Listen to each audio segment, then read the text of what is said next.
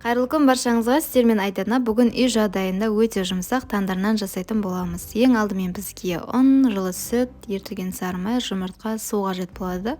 Енді нанымыздың қамырын жасауға кірісеміз. Ол үшін құрғақ ыдысқа жұмыртқамызды жарып салып, оның үстіне жылы сүтімізді құямыз.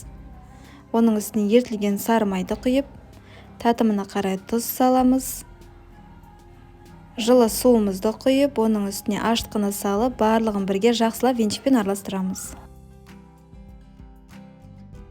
Барлығын жақсылап араластырып болғаннан соң електен өткізілген ұнымызды салып, қолымызбен қолға жабыспайтындай етіп, жұп-жұмсақ қамыр елейтін боламыз.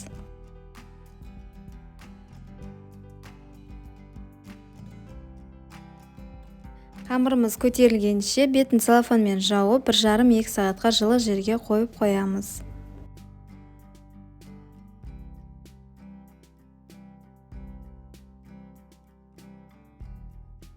Міне біздің қамырымыз көтеріліп шықты. Қолымызды майлап, қамырымызды табаңыздың көлеміне қарай 2-ге немесе 3-ге бөлсеңіздер болады.